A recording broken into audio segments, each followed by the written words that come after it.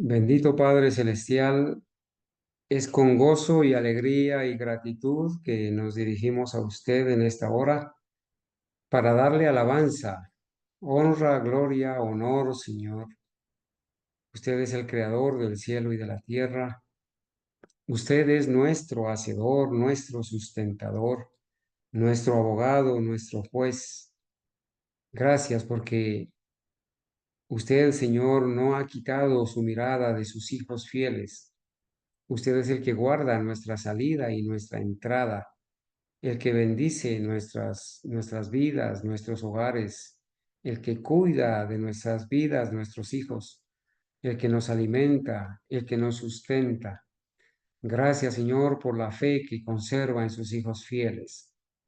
Hoy queremos honrarle en este santo día, pedir bendición para cada uno de los que están congregados en este lugar o en la sala de Zoom, aquellos hermanos y amigos que también estarán escuchando este ciclo de conferencias de este santo día, donde estaremos presentando estos estudios profundos de cómo nuestros pioneros, los auténticos pioneros historicistas, eh, estudiaron y entendieron cómo se desarrolló la bestia, el sistema papal desde el siglo segundo hasta 1888.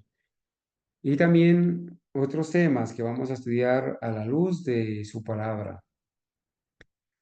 ¿Cómo entendían ellos la formación de la imagen de la bestia? ¿Cómo, Señor, desde esos años, de la década de 1880, se empezó a formar definitivamente la imagen de la bestia? Padre mío, en esta noche le pedimos sabiduría del cielo, humildad, Señor, inteligencia para poder explicar, aprender, enseñar, compartir, y que cada hermano que está aquí de rodillas sea perdonado en sus pecados, sea bendecido, fortalecido. Si hay alguno que está triste o desanimado, Señor, abrázalo, dale consuelo, ayúdale a entender tu voluntad. Padre mío, ayúdanos a comprender que muchas veces nuestros planes no son tus planes, Señor, ni nuestra voluntad es tu voluntad. A veces nosotros proponemos, pero tú eres, Señor, el que dispone de las cosas. Te ruego, Padre, que extiendas el tiempo de gracia para nosotros, nuestros hijos, nuestros familiares, Señor, que aún están por fuera, o aquellos que se han descarriado, se han aventurado, Señor, a darte la espalda, a menospreciar tu sacrificio. Padre, perdónales y ayúdales, Señor, que el Espíritu Santo interceda también por ellos con gemidos indecibles, que los convenza de pecado, Señor. Dales, Padre mío, la intranquilidad para que ellos puedan buscarte, para que ellos puedan regresar a tu seno, Señor. Padre, suplicamos que nos conceda su bendición, la compañía de sus santos ángeles, de su Santo Espíritu, para poder estudiar en esta noche su palabra. Oramos, Señor, en el nombre de Jesús. Amén. Amén. Amén. Bueno, mis amados hermanos, para la gloria de Dios, entonces estamos anunciándoles que a partir de hoy, en este santo día, lo que queremos hacer es sencillamente eh, ir a la palabra de Dios, a estudiar este ciclo de conferencias que vamos a tener entre esta noche, mañana, a la hora del culto, en la mañana, y también en las horas de la tarde. Queremos tener estos tres temas con el fin de que podamos, con la ayuda de Dios, tener claro, hermanos, lo que queremos, lo que hemos venido estudiando, ¿cierto? Lo que hemos venido estudiando. Voy aquí a presentarles realmente en qué va a consistir eh, el seminario que les digo, ¿sí? El seminario o ciclo de conferencias que vamos a estudiar se llama así, ¿no? los auténticos pioneros historicistas y el desarrollo de la bestia desde el siglo segundo hasta 1888. La formación de la imagen de la bestia en sus tiempos, en tiempos de los pioneros, y la marca de la bestia, lo que ellos entendían como la marca de la bestia. Hoy vamos a estar revisando el primer tema, ¿sí?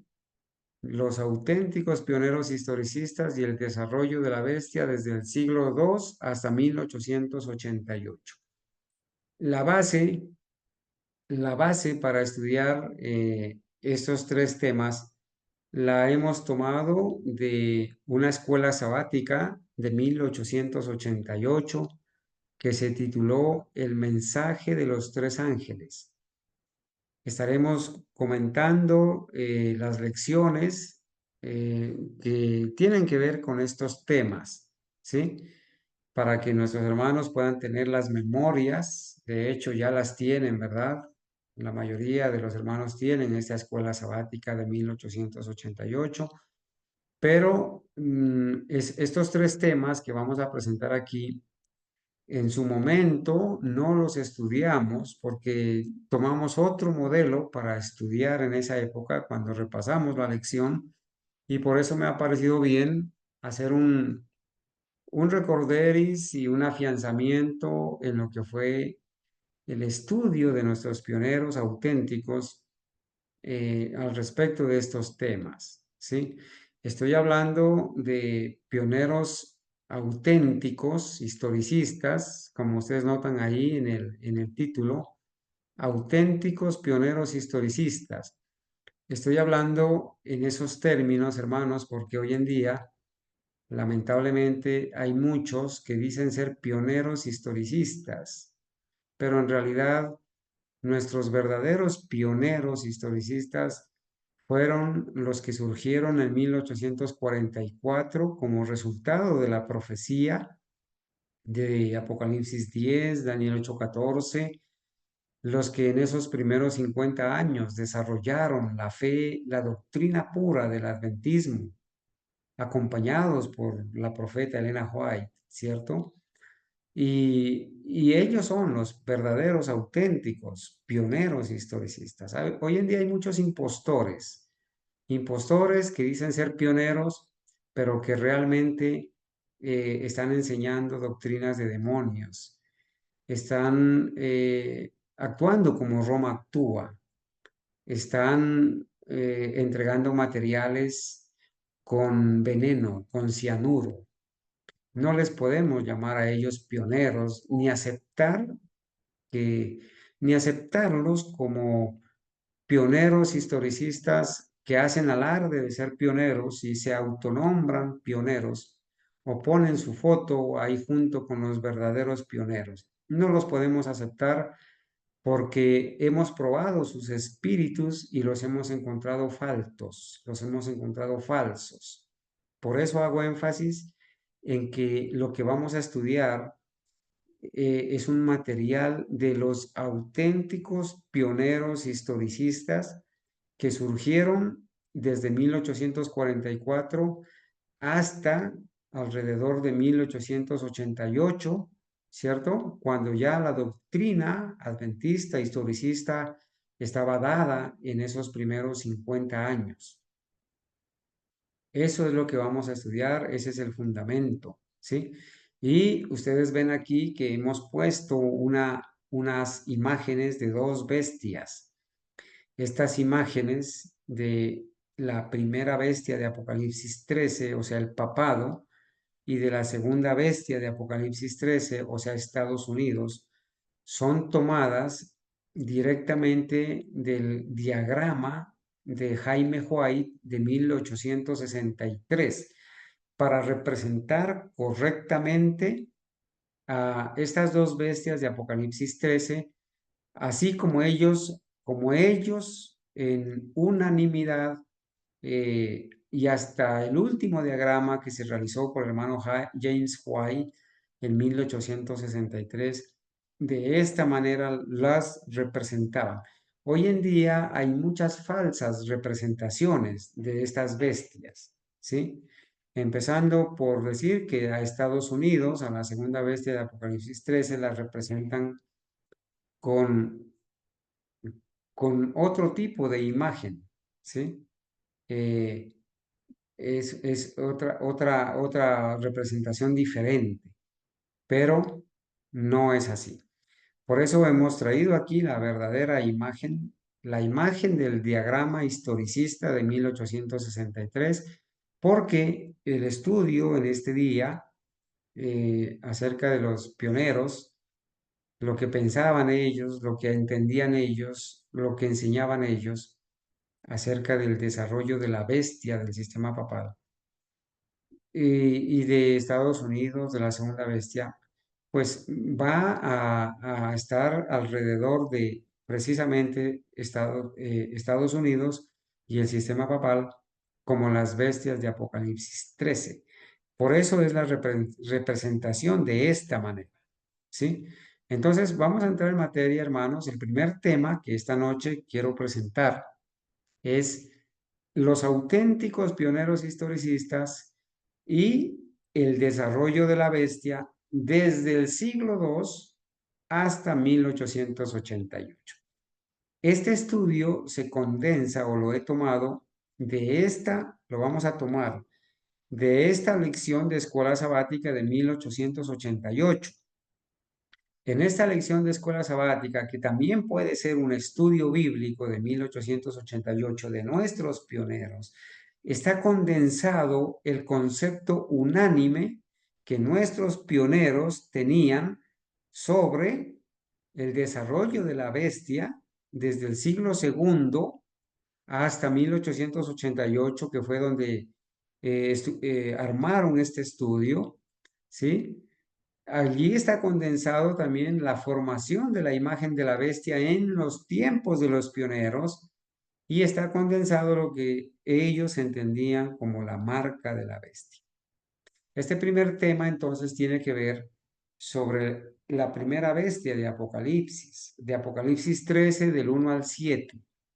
¿Sí? Abran sus Biblias, por favor, y podemos leer de allí, de Apocalipsis 13 del 1 al 7, ¿sí? Donde dice, ¿no? Donde se la describe, lo hemos leído bastantes veces, ¿no? Pero es bueno para el contexto leerlo.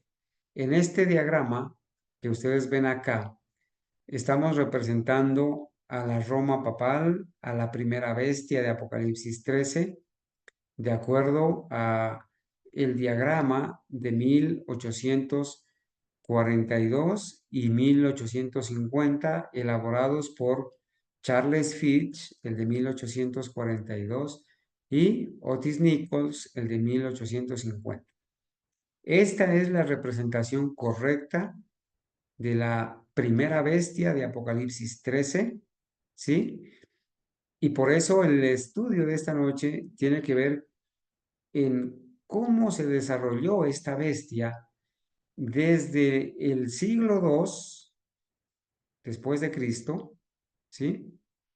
Hasta 1888. Por eso el título del tema se llama así, el desarrollo de la bestia. ¿Cómo fue que se desarrolló el sistema papal o la primera bestia de Apocalipsis 13 desde el siglo II, desde el siglo segundo? Y alguien preguntará, bueno, ¿por qué desde el siglo II y no desde el siglo primero? ¿Sí? ¿Por qué? Alguien preguntará por eso, ¿cierto? Quizás, hermanos, es bueno hacer la aclaración, ¿no? Y de pronto algún hermano que quisiera responder y yo le puedo preguntar, bueno, ¿por qué la bestia, vamos a estudiar el desarrollo de la bestia desde el siglo II? Permítanme aquí, voy a hacer aquí una anotación, siglo II después de Cristo, ¿sí? Aclaración ahí, siglo II después de Cristo hasta 1888. Alguien se preguntará por qué. Bueno, sencillamente porque en el primer siglo, ustedes y yo conocemos que la iglesia permaneció pura, ¿verdad? En su doctrina. De allí que esa primera iglesia de Éfeso es también representada como en los 7 sellos, ¿cierto? Como la iglesia pura, ¿sí? La iglesia pura, donde la doctrina no estaba corrompida, donde el Señor Jesucristo enseñó la doctrina pura, los discípulos y los seguidores fieles desarrollaron una doctrina pura. En el primer siglo vivieron el Señor Jesucristo y los discípulos. El último en morir fue cerca del año 100, quizás en el año 96, 97, el apóstol Juan. Sin embargo, una vez termina esa pureza doctrinal, esa iglesia pura, esa iglesia de Éfeso, esa iglesia deseable, pues comienza la apostasía ya en el siglo segundo. Y es a partir del siglo segundo que se comienza a desarrollar en los tiempos después de Cristo el sistema papal, el sistema de la bestia. Por eso, este tema se llama así, el desarrollo de la bestia. ¿Cómo es que se fue desarrollando el sistema papal, la bestia, la primera bestia de Apocalipsis 13, desde el siglo segundo, o sea, del año 101 hasta el año 199? Es el siglo segundo. Pero el estudio va a abarcar desde el año 101 hasta 1888. ¿Cómo era que entendieron nuestros pioneros? ¿Cómo citaron a los historiadores confiables? Citaron citas de los historiadores para poder entender y podernos explicar a nosotros correctamente el desarrollo del sistema papal, o sea, el desarrollo de la bestia, de la primera bestia de Apocalipsis 13, desde el siglo segundo hasta 1888. Allá en Apocalipsis 13, ¿no es cierto?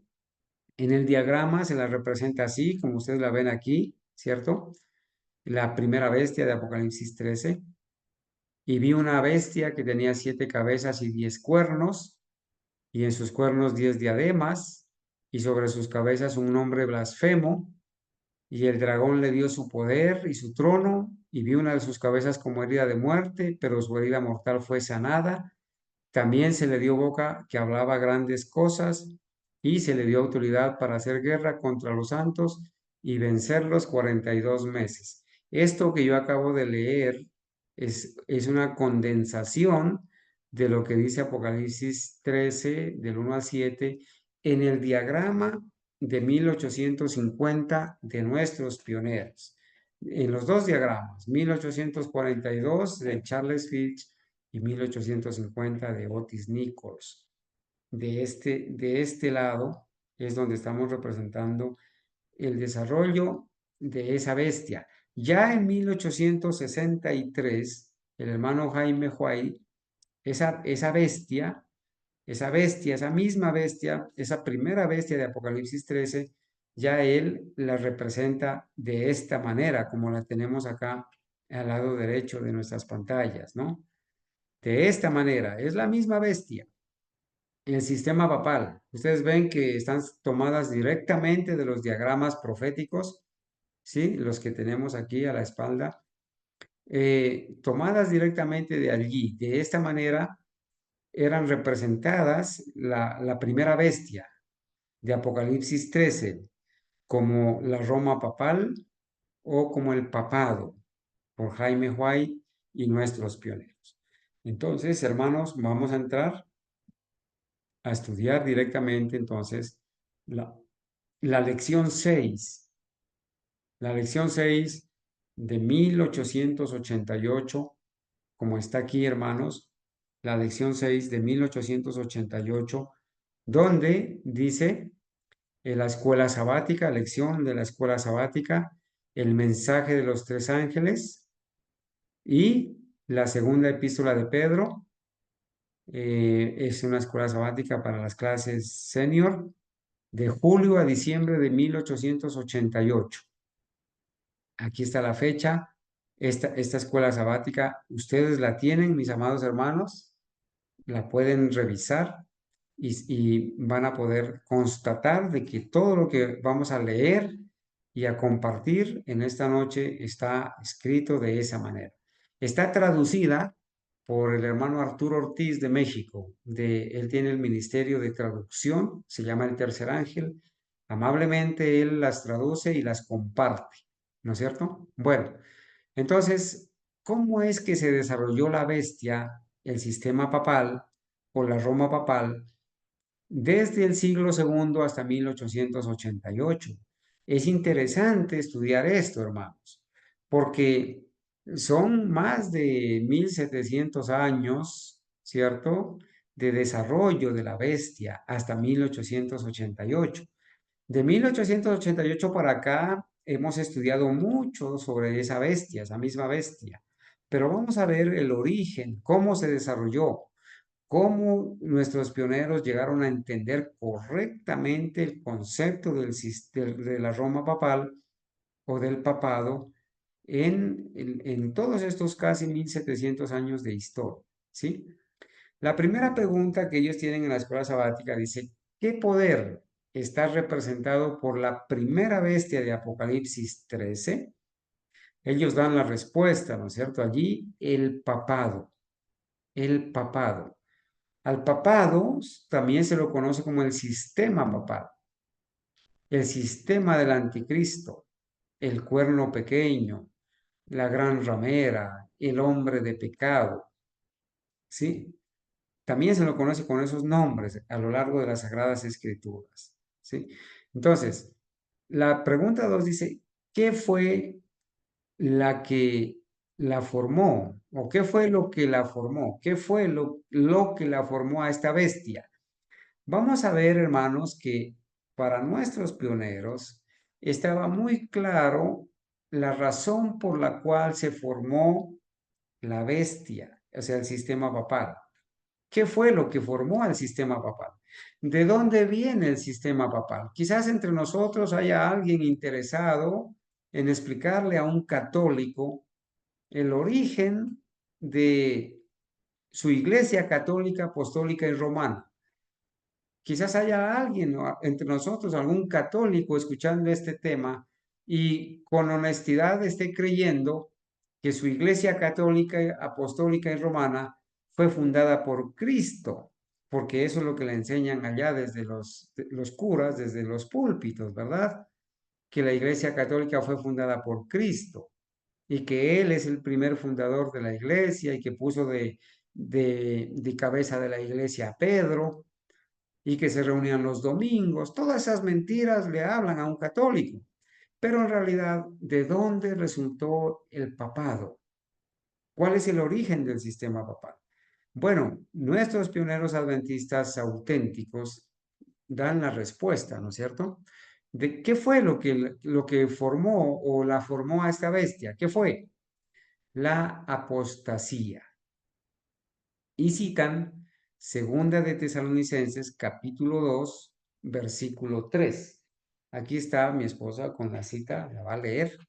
Entonces, la respuesta a la pregunta, ¿qué fue lo que formó al papado? ¿De dónde proviene el papado? El sistema papal, el sistema del anticristo, la Roma papal. ¿De dónde proviene? ¿Como consecuencia de qué fue que se formó? Leamos la respuesta que ellos citan. Ellos citan la respuesta, ¿no? La apostasía. Y citan segunda de Tesalonicenses 2 versículo 3. ¿Cómo dice? Dice así la palabra de Dios. Nadie os engañe en ninguna manera, porque no vendrá sin que antes venga la apostasía y sea revelado el hombre de pecado, el hijo de perdición. Bueno, muy bien. El apóstol Pablo, hablando acerca de la segunda venida de Cristo, él claramente dice, y él está escribiendo en el primer siglo, ¿sí? Está escribiendo alrededor de los años 60, 64. Está escribiendo en el primer siglo y dice que Cristo no iba a venir sin que primero venga la apostasía. Recuerden que fue la apostasía lo que originó al sistema papal según el concepto de nuestros pioneros. Entonces, vale la pena recordar qué es apostasía, qué es apostatar, qué será apostasía. Seguramente si uno va a la Wikipedia va a encontrar algún término que de pronto lo acerque al concepto. Pero entre nosotros los adventistas historicistas sabemos qué es la apostasía. Apostasía es un alejamiento de un puerto seguro. Apostasía es un término que se utiliza en los términos náuticos del mar. Cuando un barco llega a orilla del mar y tira su ancla, está firme o lo amarran ahí, está, digamos, fijo a la orilla en puerto seguro, ¿cierto? Está firme, está seguro. Pero cuando el barco se va alejando del puerto seguro, se va alejando de puerto seguro, está en apostasía. Apostasía es alejarse del puerto seguro, alejarse de la firme doctrina de la verdad, alejarse de la verdad. Es apostasía. Entonces, para nuestros pioneros, lo que dio origen al sistema papal, que aquí en el apóstol Pablo le llama el hombre de pecado, a ese sistema católico romano, a ese sistema del anticristo, a ese papado, a ese sistema papal, le llama el hombre de pecado, el hijo de perdición como sistema. Y el apóstol Pablo ha dicho, no vendrá Cristo sin que primero venga la apostasía y se manifieste el hombre de pecado, el hijo de perdición. Y va a comenzar a dar otras características que indudablemente identifican al sistema papal, al sistema católico romano, al sistema del anticristo, la falsa religión que representa la apostasía o que ha sido consecuencia de la apostasía. Entonces, ¿qué fue lo que formó realmente al papado, al sistema papal? La apostasía, el alejamiento de la verdad, el rechazo de la verdad, el alejamiento del puerto seguro que es Cristo y su palabra. Eso dio origen a la... ¿Cómo fue que se desarrolló? La tercera pregunta dice, ¿en qué se mostró la primera evidencia definitiva de apartarse de la verdad de Dios? Noten que para los pioneros, apostasía es apartarse de la verdad de Dios. Y la apostasía es lo que da origen al sistema papal. Entonces ellos hacen la pregunta, bueno, ¿en qué se mostró la primera evidencia definitiva de apartarse de la verdad de Dios? Y allí ellos van a dar la respuesta. Nosotros solamente la vamos a leer y ellos, ¿qué van a hacer? Lo que van a hacer ellos es citar a un historiador llamado Mosheim, aquí está mal escrito, ¿sí? Es Mosheim con M final, Mosheim, del siglo segundo, hermanos. Un historiador del siglo segundo llamado Mosheim en su libro Historia de la Iglesia. Historia de la Iglesia. Y aquí dan en qué parte está escrito lo que vamos a leer, el capítulo 4, el párrafo 2, el párrafo 5. ¿Sí? La historia de la iglesia de Mosheim. Entonces, Mosheim es el autor, el historiador. La respuesta a la pregunta, los pioneros en esta escuela sabática la van a dar citando las palabras del historiador, el que da la evidencia en la historia. Entonces, ¿en qué se mostró la primera evidencia definitiva de apartarse de la verdad de Dios? ¿En qué se mostró la primera evidencia de la apostasía? Vamos a leer. Dice, la adopción de ritos y costumbres paganos. Oh, hermanos, cuando la iglesia primitiva, la que fundó Cristo y los apóstoles, durante el primer siglo permaneció pura, ¿sí? Permaneció pura en la doctrina, en la adoración, pura en todo, en los ritos, en la adoración, en la doctrina, en sus prácticas, pureza doctrinal. Pero a partir del siglo II o durante el siglo II, cuando ya murieron todos los apóstoles y murió Cristo y se ascendió al cielo, hubo una corrupción de esa doctrina, ¿sí? Y entonces la pureza doctrinal fue corrompida porque se adoptaron ritos y costumbres paganos. Las prácticas y las costumbres de otros pueblos paganos que no tenían a Jehová como su verdadero Dios, las trajeron al cristianismo. Entonces el cristianismo, que era puro en el siglo segundo, en el siglo primero era puro, en el siglo segundo se corrompe, y eso da origen al sistema papal, al papado. Voy a leer todo el párrafo. ¿En qué se mostró la primera evidencia definitiva de apartarse de la verdad de Dios? Respuesta: la adopción de ritos y costumbres paganos. Los obispos aumentaron el número de ritos religiosos en el culto cristiano, a modo de acomodación a las debilidades y prejuicios. Entonces, estos obispos adoptan costumbres y ritos paganos, ¿cierto? Aumentan el número de ritos religiosos, ¿sí? A la hora de hacer el culto cristiano, para acomodar la doctrina y las prácticas a las debilidades y prejuicios de la gente. En otras palabras, rebajaron las normas, comenzaron a ser permisivos, con tal de tener a los feligreses contentos. Los comenzaron a adular, comenzaron a corromper el cristianismo. ¿Qué más hicieron? Tanto de judíos como de paganos. O sea, los obispos aumentaron el número de ritos religiosos en el culto cristiano a modo de acomodación a las debilidades y prejuicios de todos, de judíos y de paganos. Judíos y paganos los querían agradar. Entonces, estos líderes religiosos se corrompieron, ingresaron ritos paganos para darle gusto y adaptar la doctrina y la adoración a los judíos y a los paganos, ¿sí?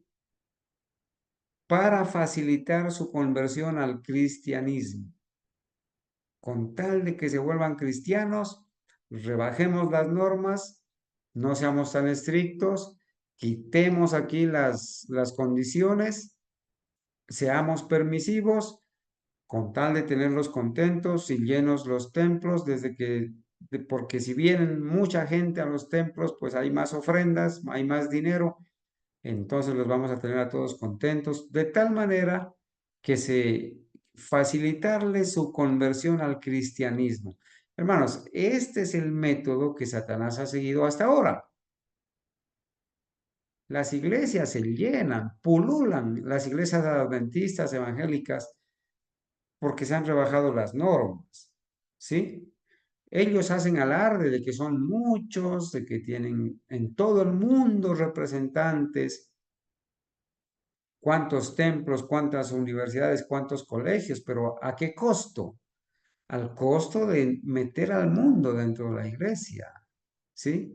Meter el mundo a la adoración, traer doctrinas paganas, católicas, evangélicas a la adoración.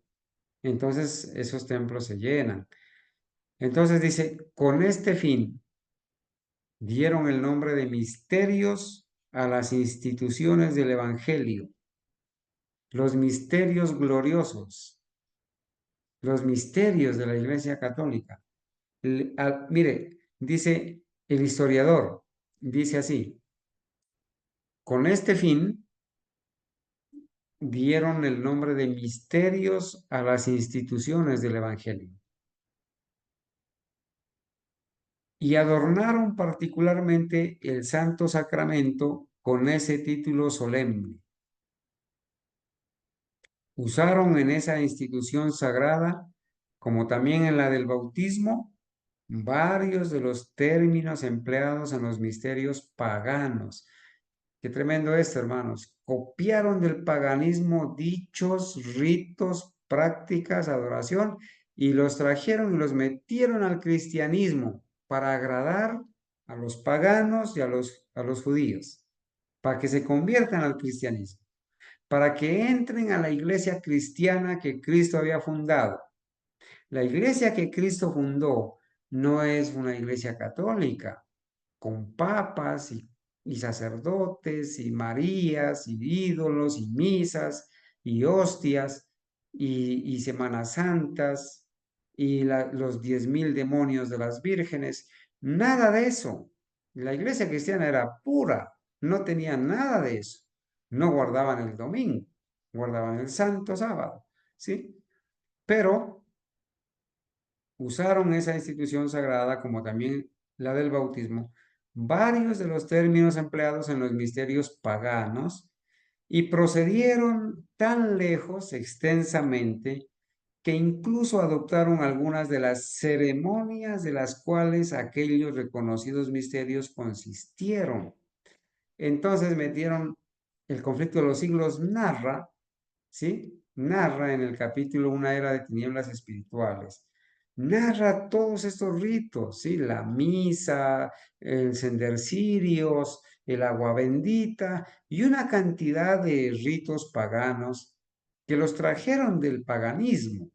Ahora pregúntate, hermano, la persona católica que es tu vecino, o que es tu padre, o tu hermano, tu amigo, tu jefe, tu compañero de trabajo, ¿sabe esto?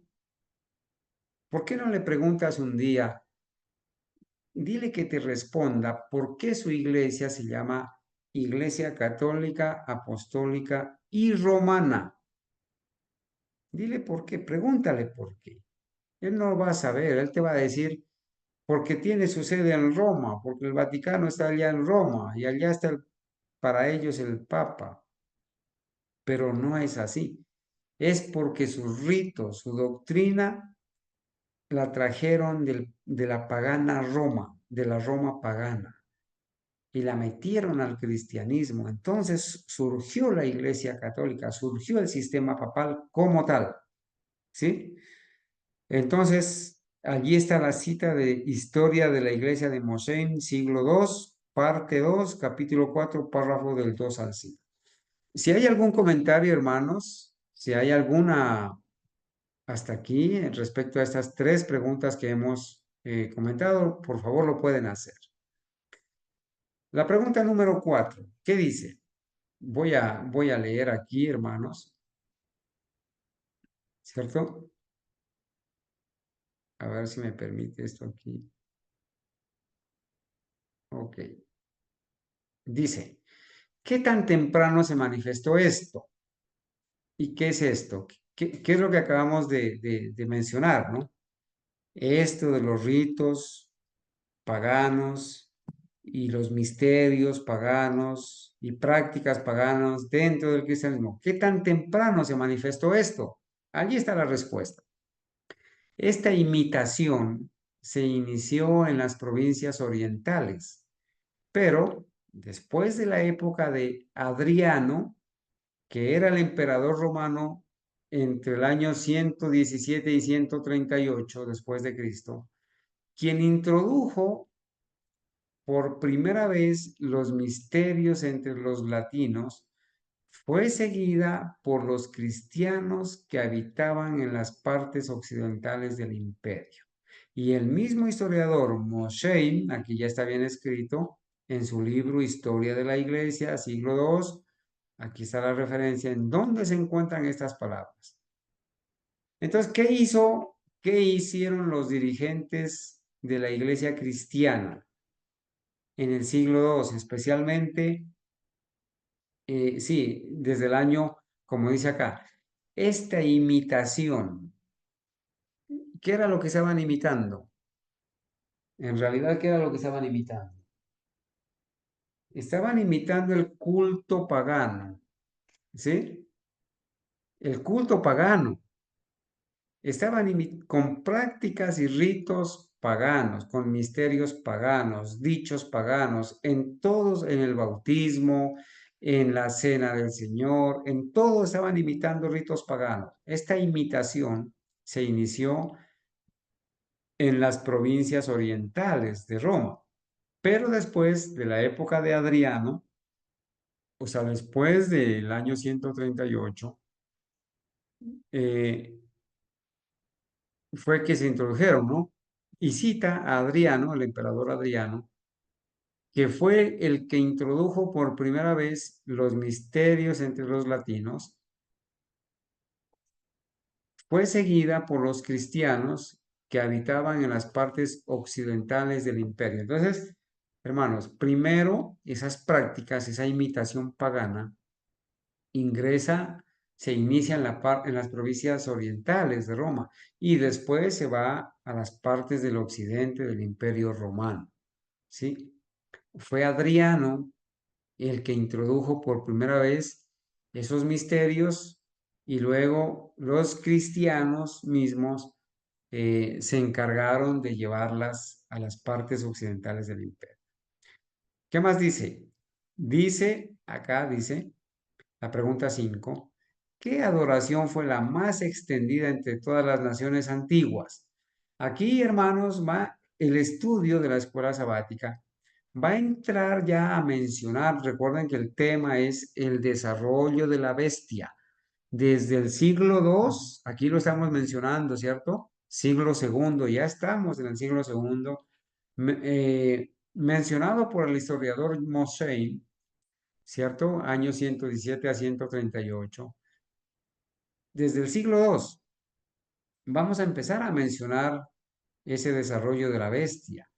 ¿Qué adoración fue la más extendida entre todas las naciones antiguas? Las naciones antiguas, hermanos, hacen referencia a los egipcios, babilonios, medopersas, griegos, romanos, asirios, ¿sí? Todos esos. Pero, ¿cuál era la adoración que más se extendió en esas naciones paganas? ¿Cuál fue? Dice aquí la respuesta, ¿no? Dice, la adoración al sol. La adoración al sol. Fue la práctica o en la adoración la más extendida entre todas las naciones antiguas. La adoración al sol. Y noten cómo ellos describen esta situación. Y voy a volver a leer de aquí el historiador Chambers, ¿no? Dice, el más antiguo, el más extendido y la más duradera de todas las formas de idolatría conocidas por el hombre, a saber, el culto al sol. Esto tiene mucha importancia para nosotros, porque la ley dominical tiene que ver con el culto al sol, en el día del sol.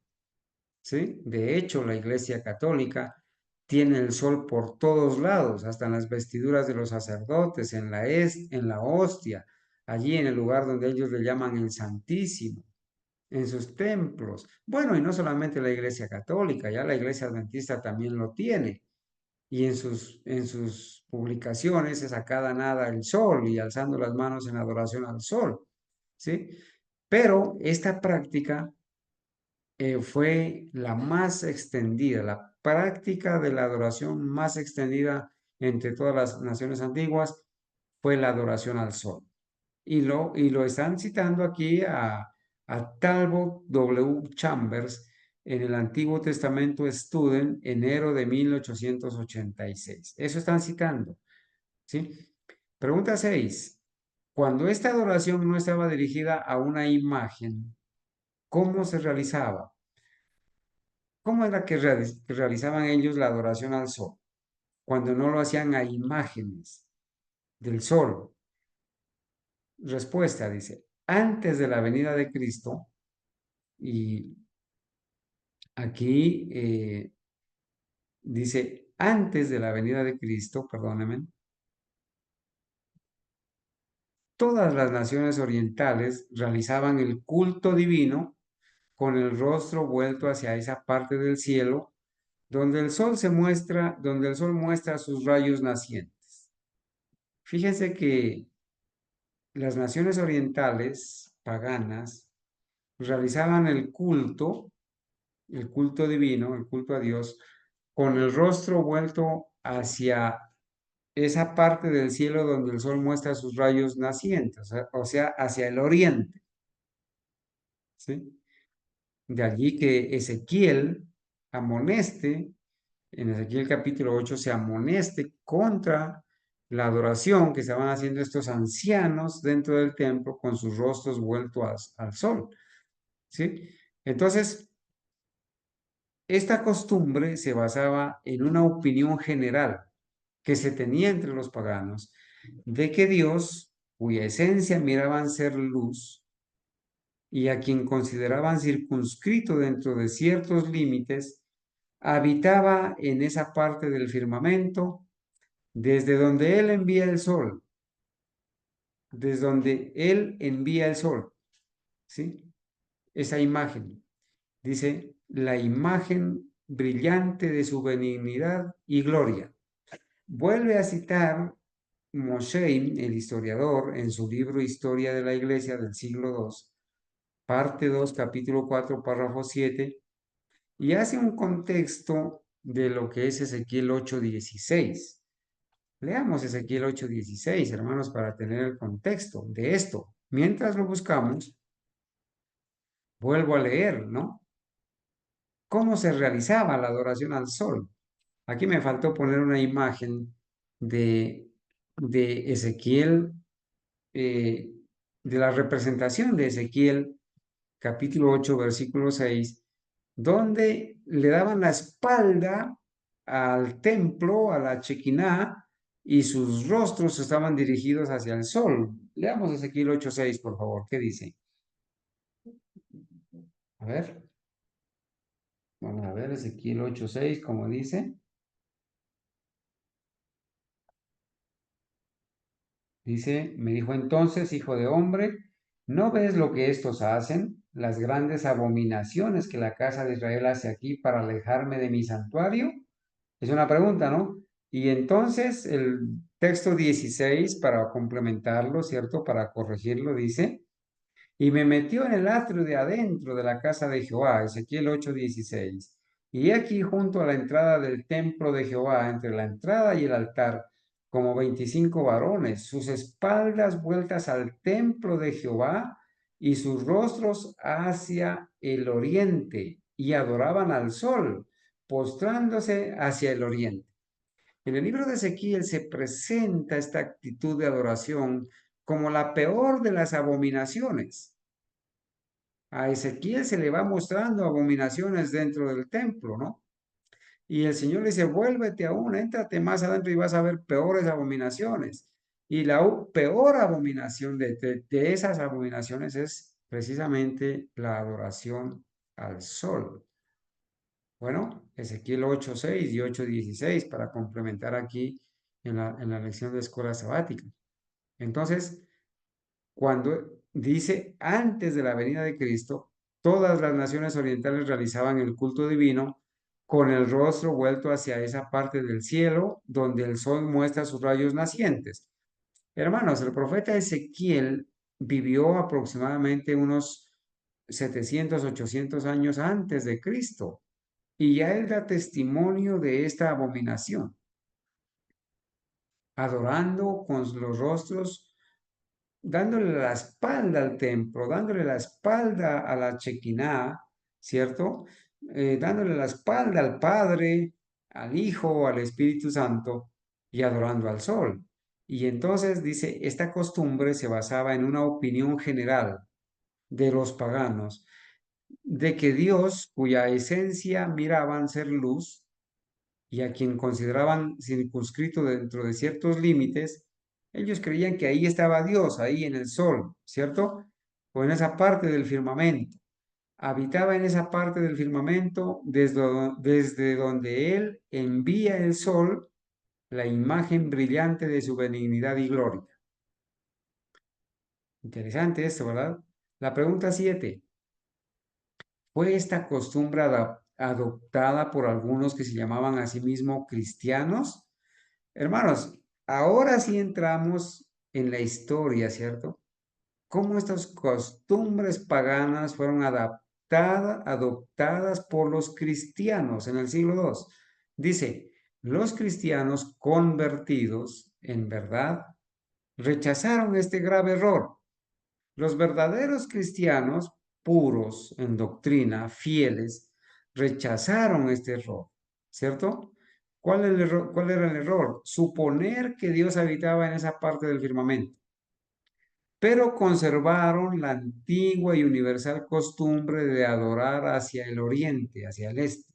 Lastimosamente conservaron esa costumbre de adorar con su rostro vuelto hacia el oriente, hacia el sol, que surgió de allí. Claro, se contagiaron de eso. Costumbre abolida incluso en nuestro tiempo, pero todavía prevalece en un gran número de iglesias cristianas. De allí, hermanos, se tomó tristemente, los cristianos tomaron la costumbre de adorar con su rostro dirigido hacia el oriente, dirigido hacia el sol. ¿Qué día se dedicó especialmente al sol? Se hace la pregunta. ¿Qué día? Hermanos, la misma palabra en inglés, la palabra domingo, la palabra Sunday, significa día del sol. Las culturas paganas dedicaron el primer día de la semana a la adoración al sol. Y los cristianos copiaron esa práctica. El Señor Jesús y su iglesia cristiana, sus discípulos, su madre en la Biblia, el apóstol Pablo y las iglesias cristianas guardaron el séptimo día de la semana, el santo sábado, ¿sí? Pero, lamentablemente, ya en el siglo segundo, se tomó o se dedicó especialmente al sol la adoración en el primer día de la semana. Ese día también fue adoptado por estos cristianos que adoraban con su rostro vuelto al sol, también tomaron ese día y también adoptaron la adoración en este día. Ellos, los pioneros auténticos, responden, dicen, ese mismo día fue el domingo de sus vecinos paganos y respectivos compatriotas, y el patriotismo se unió alegremente con la conveniencia de convertirlo a la vez en el día del Señor y el sábado. Hermanos, esta costumbre no se ha perdido hasta ahora, porque Francisco y los papas y los evangélicos y los católicos están hablando de el domingo como el día del Señor y le están llamando al domingo, le están poniendo de nombre sábado. Al domingo le llaman sábado, día del Señor. Esa costumbre pagana no se ha perdido hasta ahora, ¿cierto? Y ya sabemos por qué. Dice entonces, ese mismo día fue el domingo de sus vecinos paganos. Lo adoptaron también los cristianos, los que se habían corrompido con esos ritos y esas prácticas, ¿sí? De sus vecinos paganos y respectivos compatriotas. Y el patriotismo se unió alegremente con la conveniencia de convertirlo a la vez en el día del Señor y el sábado. Ahora, aquí dice, repase, como se cita en Historia del Sábado, capítulo 16. ¿Alguien puede hacer memoria? ¿Conocen ustedes este libro, Historia del Sábado? ¿Saben quién lo escribió? ¿En qué época? ¿Qué tiene?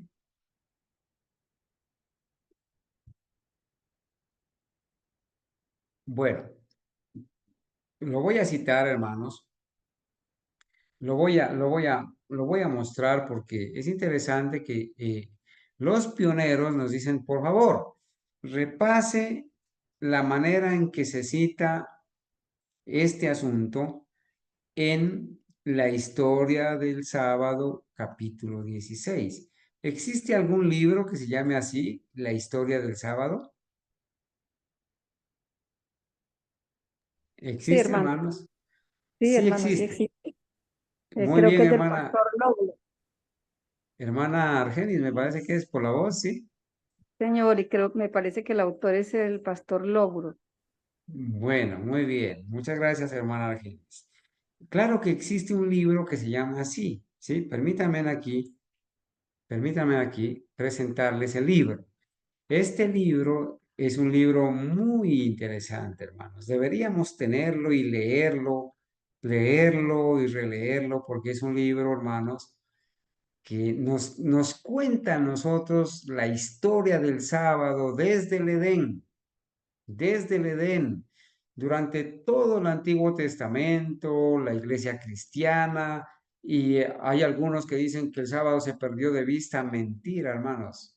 Aquí este libro se llama Historia del sábado y primer día de la semana. En otras palabras, aquí nos va a contar el pastor John Nevis Andrews la historia del sábado, del verdadero sábado, del séptimo día de la semana, y también la historia del domingo.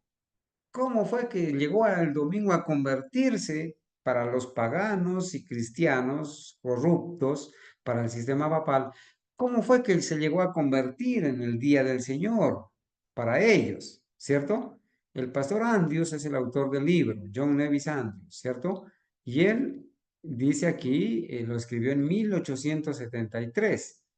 Este libro también es traducido por nuestro hermano Arturo del Ministerio del Tercer Ángel.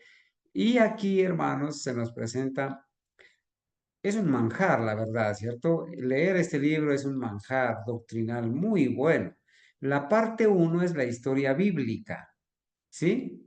El sábado en la creación, cómo se instituyó el sábado, cómo se entregó a los hebreos, a los descendientes de Noé, de Adán, porque Adán guardó el sábado y él y sus compatriotas y sus descendientes, Adán vivió 930 años y durante todos los años guardó el sábado y sus hijos guardaron el sábado, sus descendientes guardaron el sábado, ¿cierto? Cómo se puso ya luego escrito en el cuarto mandamiento, escrito por el dedo de Dios, dice, durante el día de la tentación. Bueno, el sábado de David a Nehemías, el sábado de Nehemías a Cristo. Mire, este es un manjar, leer toda la historia del sábado en el Antiguo Testamento.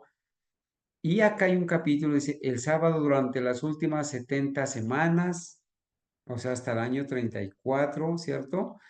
Y el sábado durante el ministerio de los apóstoles. Noten, miren cómo hay una continuidad de la historia del sábado, ¿sí? Desde el Edén hasta los apóstoles. Nos presenta este libro, el pastor John Nevis Andrews, la historia del sábado desde el Edén hasta los apóstoles. Interesante, ¿verdad? Leer esto. Pero el libro se vuelve mucho más interesante porque contiene una segunda parte que es la historia secular. Los historiadores van a dar testimonio de la historia del sábado y el origen del domingo como día de adoración. Por eso el libro se llama así, Historia del sábado y el primer día de la semana. Y aquí en el capítulo 12, él va a hablar de la primera apostasía en la iglesia cristiana. El domingo, día del Señor, no es rastreable a los apóstoles. ¿Qué quiere decir? Que los apóstoles nunca dieron testimonio ni escribieron del domingo como día de adoración o día de reposo. ¿Sí? No encontramos en sus escritos una sola cita donde digan que el primer día de la semana estaban ellos adorando o que lo habían convertido en día de reposo o que el Señor Jesús lo había cambiado. ¿Sí? Los primeros testigos del domingo es el capítulo 15, el capítulo 15 es los primeros testigos del domingo. Fíjense qué interesante, ¿no? Para profundizar lo que estamos leyendo. Y los pioneros nos sugieren que leamos el capítulo 16, ¿verdad? ¿Están conmigo, sí? Era el 16, ¿no? El capítulo 16. A ver, hermanos. Aquí está, miren. Repase cómo se cita en Historia del Sábado, capítulo 16. ¿Sí? Capítulo 16. El capítulo 16 es examen de una, capítulo 16, examen de una famosa falsedad. Y entonces él va a narrar allí, nosotros vamos a profundizar y vamos a ver allí toda esa falsedad respecto al domingo. No lo vamos a hacer ahora porque el capítulo ustedes pueden ver que tiene varias páginas, desde la página 148 a la página 156, ¿cierto? Pero lo vamos a compartir este PDF en el grupo para que los hermanos lo tengan y por favor amplíen lo que estamos estudiando. Bueno, entonces, para eso, hermanos, quiero decirles que entonces vamos a continuar aquí en el estudio de las preguntas de la escuela sabática que estamos estudiando, ¿no es cierto? Donde dice en la pregunta 9, repase, bueno, ese día también fue adoptado por estos cristianos. Hacen la pregunta, el día del sol, primer día de la semana. Ese mismo día fue el domingo de sus vecinos paganos y respectivos compatriotas, y el patriotismo se unió alegremente con la conveniencia de convertirlo a la vez en el día del Señor y el sábado. Y allí nos sugiere, por favor, repasar el capítulo 16, ¿cierto? Capítulo 16 del pastor John Nevis Andrews, escrito en 1873. Lo vamos a hacer. Yo sé que lo vamos a hacer para ampliar este estudio, ¿verdad? Pregunta 10. ¿Sobre qué está construido el papado? Respuesta.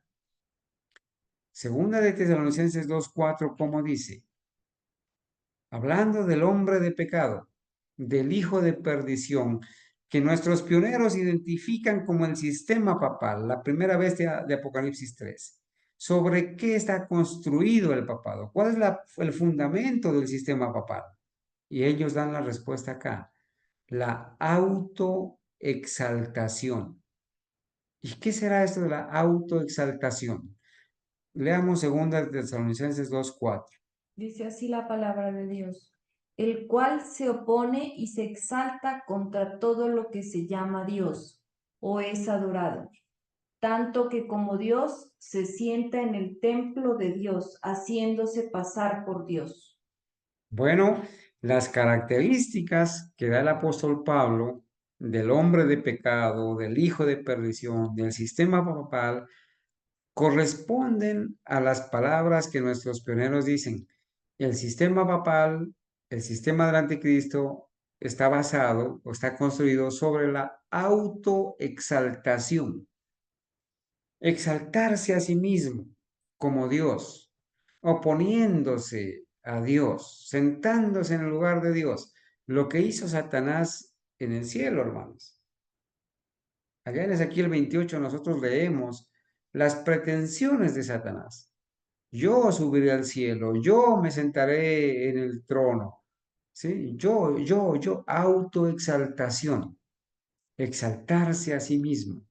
Es peligroso, ¿cierto? Es peligroso esto.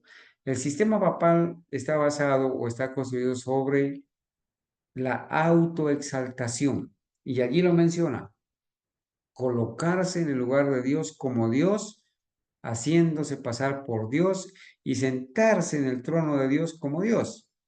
Pregunta 11. ¿A favor de qué fue manifiesta las primeras pretensiones arrogantes del papado? Bueno, la pregunta más clara sería, ¿en favor de qué el sistema papal hizo sus primeras o manifestó sus primeras pretensiones arrogantes? ¿En favor de qué? Hermanos, ellos dan la respuesta. En nombre o en favor del domingo. ¿Y cómo es esto? De que las primeras pretensiones arrogantes del sistema papal se hicieron en nombre del domingo. Bueno, vamos a leer aquí, hermanos, ¿sí? Vamos a leer aquí. A ver si puedo hacerlo aquí un poquito. Dice, ¿por quién? Por Víctor, que era obispo de Roma. Hermanos, esta cita vale oro, ¿no? Víctor, que era obispo de Roma en los años 193 al año 202 después de Cristo. A finales del segundo siglo, un obispo de Roma llamado Víctor, ¿qué hizo? ¿Qué hizo? ¿Qué hizo Víctor? ¿A favor de qué fue manifiesta las primeras pretensiones arrogantes del papado? Las primeras pretensiones arrogantes del sistema papal las hizo un hombre llamado, un obispo de Roma, llamado Víctor. En ese tiempo no se les daba el nombre de papas, sino era el obispo de Roma. En los años 193 al año 202, el obispo de Roma, llamado Víctor, hizo las primeras pretensiones arrogantes en favor del domingo. ¿Y qué mandó Víctor? Pregunta 13. Ahí está la respuesta. Escribió una carta imperiosa, o sea, imperiosa es mandante, ¿no? Que ordena, imperativa, ¿sí? Escribió una carta imperiosa, dice, escribió una carta imperiosa a los prelados asiáticos, ordenándoles que imitaran el ejemplo de los cristianos occidentales con respecto al momento de celebrar la fiesta de la Pascua. Es decir, ordenarles que la celebren el domingo. Miren la primera vez que un obispo de Roma ordena imperiosamente, ¿no? A sus mismos prelados asiáticos que celebren la Pascua el domingo. Los asiáticos respondieron a esta señal, a esta señorial requisa, con gran espíritu y resolución, que de ninguna manera se apartarían de esta manera de la costumbre que les transmitieron sus antepasados. Ante esto, ¿qué pasó? El obispo de Roma ordena a sus prelados que la Pascua la celebren el domingo. Pero el espíritu de Roma y de Satanás sale a relucir. Como sus prelados no quisieron apartarse de, de, como dice, de ninguna manera se apartarían de esta manera de la costumbre que les transmitieron sus antepasados, los verdaderos cristianos, el verdadero pueblo hebreo, ¿cierto? De celebrar la Pascua en su día. Entonces ellos dijeron, no, nosotros no vamos a obedecer. Ante esto, el espíritu de Roma, hermanos, el trueno de la excomunión comenzó a rugir. ¿Alguien puede definir qué es excomunión? Hermana Argenis, ¿qué es excomunión? Pues sacarlo del grupo, ya no tiene comunión con el grupo, lo entiendo yo así, no tiene derecho ya a, a lo que tenemos derecho los que estamos en un grupo, ¿no? A participar de las actividades. Y Ya en el caso católico, pues no tiene derecho a recibir los sacramentos o cosas así que ellos practiquen. hay un término, muchas gracias, hay un término que es parecido, ¿no? A excomunión. Se Ex llama cátedra. excomulgado, ¿sí? Ah, Fueron excomulgados. Hace poquito, el Papa, hace unos 15 días, acaba de excomulgar a un cardenal porque él desenmascaró los engaños de Francisco. Lo excomulgaron, lo sacaron de su comunión, de su comunidad. Ya no participa. ¿Y qué dice? Miren los pioneros cómo describen esto, ¿no? Dice, ante esto, el trueno de la excomunión, de la excomulgación, de la desfraternización, el trueno de la excomunión comenzó a rugir. Víctor, el obispo de Roma, exasperado por esta resuelta respuesta de los obispos asiáticos, ¿qué hizo? ¿En qué consiste la excomunión? Rompió comunión con ellos. Excomunión. Rompió comunión con ellos. Y que el espíritu de Roma hace que cuando no se les obedezca al obispo de Roma, rompen comunión con los que no le obedecen. Los declaró indignos del nombre de sus hermanos. O sea, ya ustedes, ya ustedes para nosotros no son nuestros hermanos. Ya no nos podemos llamar hermanos. Eso les dijo Víctor, el obispo de Roma. Ya no tenemos comunión con ustedes, ya no los podemos llamar hermanos. Y los excluyó de toda comunión con la iglesia de Roma. El espíritu de Roma actúa así. Cuando los prelados o los cardenales o las personas no quieren obedecer o no se sujetan a sus dictámenes, hay excomunión, rompen comunión, se los declara indignos del nombre de ser hermanos y se los excluye de toda comunión con la iglesia de Roma. Las iglesias caídas siguen el ejemplo de Roma. Esto lo hacen los testigos de Jehová, esto lo hacen los pentecostales, esto lo hacen los adventistas del séptimo día en la desfraternización y esto lo hacen los falsos historicistas, de lo cual nosotros tenemos evidencia clara de lo que ha sucedido con nosotros, donde ya no se nos reconoce como hermanos y menos historicistas, y se ha roto toda comunión con nosotros, hasta llegar a prohibir que nuestros temas se transmitan en los canales de ellos o en los grupos de ellos, y hasta llegar a prohibir que los materiales se lleguen o nos hagan o nos lleguen a nosotros, se compartan con nosotros. El espíritu de Roma. Esto sucedió, hermanos, y lo narra también Moseim. Aquí está la letra, está mal traducida, es la M.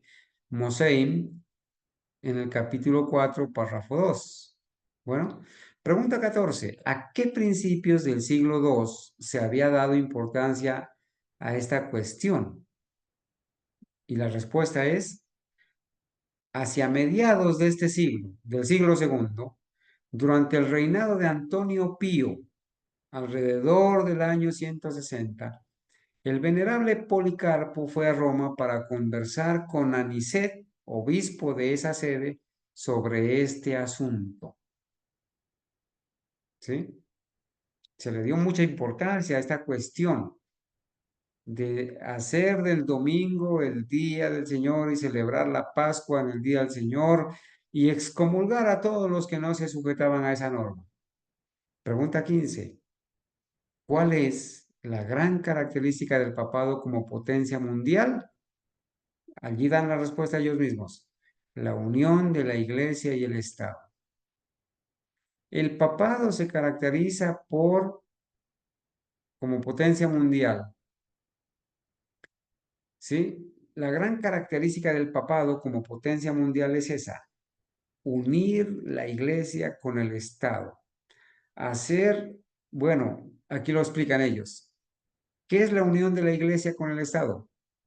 Cuando el poder religioso domina el poder civil y lo usa para promover sus propios fines. Nosotros acabamos de poner unas evidencias claras. Ahora, cuando el poder religioso en Estados Unidos, especialmente en Luisiana y en Oklahoma, los gobernadores de estos estados, dirigidos por la iglesia, hacen obligatoria la exhibición de los 10 mandamientos, entre ellos el domingo, en las escuelas públicas, ¿sí? Y es una contradicción tremenda, hermanos, porque los protestantes de los Estados Unidos enseñaron durante años, décadas, enseñaron que la ley fue clavada en la cruz, que la ley fue abolida, que la ley fue un yugo de esclavitud y que fue anulada y que fue abolida, que ya no hay que guardarla. Pero ahora sacan una ley donde hacen obligatoria que se exhiba la ley de Dios, pero no la verdadera ley, sino la falsa ley, los mandamientos del catecismo católico. Entonces la iglesia, el poder religioso, está dominando al poder civil, al alcalde, al gobernador, al presidente, y lo usa para promover sus propios fines. Esa es la característica que hace del papado una potencia mundial.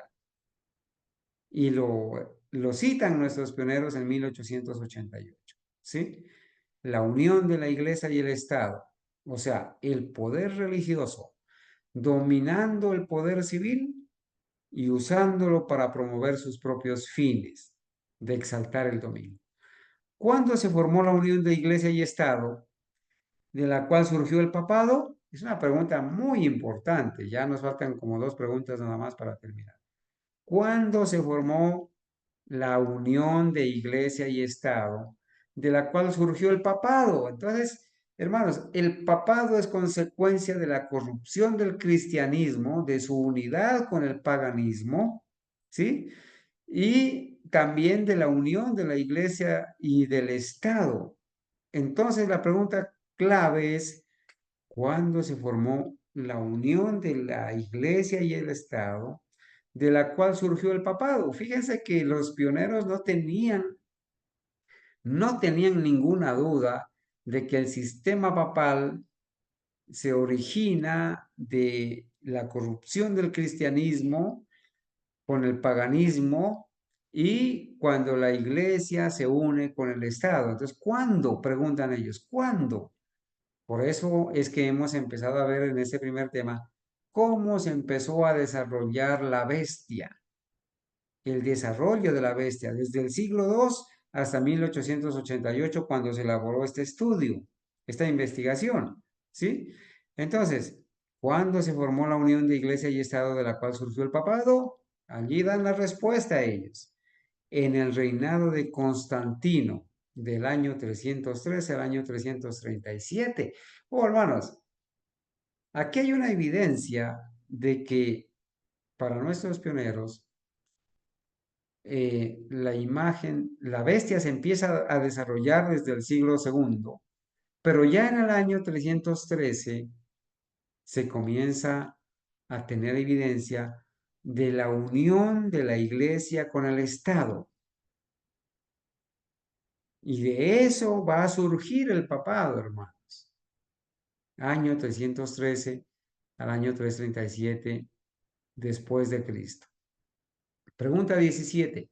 ¿Cuál era la condición y el trabajo de la mayoría de los obispos en ese momento? Y Moshe va a citar unas palabras. Perdón, Nander es el historiador, aquí está. En el volumen 2, página 16, va a decir así, va a responder cuál era la condición y el trabajo de la mayoría de los obispos en ese momento. Obispos son los dirigentes del cristianismo de esa época. Obispos mundanos, en lugar de preocuparse por la salvación de sus rebaños, a menudo estaban demasiado inclinados a viajar y enredarse en preocupaciones mundanas. Eso era lo que estaban haciendo estos obispos mundanos. Esa era la condición y el trabajo de la mayoría de los dirigentes católicos, de los dirigentes cristianos, perdón. Eran mundanos. En lugar de preocuparse por la salvación de sus rebaños, estaban demasiado inclinados a viajar y enredarse en preocupaciones mundanas, atraídos por la mundanalidad, preocupados por cualquier otra cosa menos por la salvación de las almas. ¿Qué habían decidido hacer estos obispos? Esta teoría teocrática era ya la que prevalecía en la época de Constantino, y los obispos voluntariamente se hicieron dependientes de él por sus disputas y por su determinación de hacer uso del poder del Estado para el avance de objetivos. Bueno, Constantino definitivamente dijo, aquí vamos a poner la espada, aquí vamos a usar la espada, el poder civil, para hacer obedecer a todo el mundo las leyes religiosas. Entonces surgió el asunto de la teocracia falsa, un gobierno en base a asuntos religiosos, pero poniendo al hombre a gobernar, no a Dios. La verdadera teocracia existió en el pueblo de Israel cuando Dios gobernaba, cuando no existían reyes. ni gobernante, sino era Dios el que gobernaba. El gobierno de Dios en el pueblo hebreo era una verdadera teocracia, pero ahora surge una teoría teocrática, una falsa teocracia que ya prevalecía en la época de Constantino, dicen los pioneros. Y como resultado, estos obispos cristianos, estos dirigentes cristianos, voluntariamente se hicieron dependientes de Constantino, ¿sí? Por sus disputas y por su determinación de hacer uso del poder del Estado para el avance de objetivos. Ellos dijeron, aquí tenemos al emperador romano pagano, está asimilado, está convertido al cristianismo, se trajo todos esos ritos del paganismo, pues nos vamos a recostar sobre él y vamos a pedir el apoyo de él con el fin de darle lugar a esta corrupción, de seguir propagando esta corrupción. Pregunta 19. ¿Qué es la teoría teocrática? Ellos la van a explicar. La teoría del gobierno de un Estado por el poder inmediato o la administración de Dios. La teoría teocrática tiene que ver con cuando un Estado es gobernado o es administrado por Dios. Pero en este caso era el hombre el que estaba gobernando con asuntos religiosos, una falsa teocracia. ¿Cuál fue o fue este el resultado de la teoría? Fue este el resultado de la teoría teocrática, dice, de los obispos del siglo IV. Y acá vamos a citar Segunda de Tesalonicenses capítulo 2, versículos 3 y 4. Hermana Ángela, si tiene la amabilidad o algún hermano que tenga, por favor, o Zoraida, el texto, vamos a Segunda de responder Pedro esta pregunta. 2, 3, 4. ¿Cierto? ¿Sí? Capítulo 2, versículos 3 y Sí. 4 de Segunda de Tesalonicenses. Sí. Nadie os engañe de ninguna manera, porque ese día no vendrá sin que antes venga la apostasía y se manifieste el hombre de pecado, el hijo de perdición, que se opondrá y se exaltará contra todo lo que se llama Dios, y que se adora hasta sentarse en el templo de Dios como Dios, haciéndose pasar por Dios. Muy bien, muchas gracias. Hemos leído, Amén. pero aquí, hermanos, nos hemos saltado la pregunta 20, ¿verdad? Que es la base para responder la pregunta 21, ¿sí? Vamos a hacer la pregunta 20, dice, ¿cuál es entonces el efecto de una teocracia creada por el hombre? O sea, el hombre puede crear una teoría teocrática donde él se coloca en lugar de Dios para gobernar en los asuntos religiosos, ¿sí? Entonces, ¿cuál es entonces el efecto de una teocracia creada por el hombre que ya existía en tiempos de Constantino? Respuesta, poner al hombre en el lugar de Dios. Y la cita, entonces la pregunta 21 es, ¿fue este el resultado de la teoría teocrática de los obispos del siglo IV en épocas de Constantino? Pues precisamente esto es lo que nuestra hermana acaba de leer y vamos a repetir el texto, hermanita, para responder la pregunta. Fue este, hermanos, el resultado, el establecimiento del sistema papal, el establecimiento de la bestia, ¿sí? El establecimiento del sistema del anticristo, ¿sí? Fue este el establecimiento, dice, fue este el resultado de la teoría teocrática de los obispos del siglo IV. ¿Qué dice Segunda de Tesalonicenses capítulo 2, versículos 3 y 4?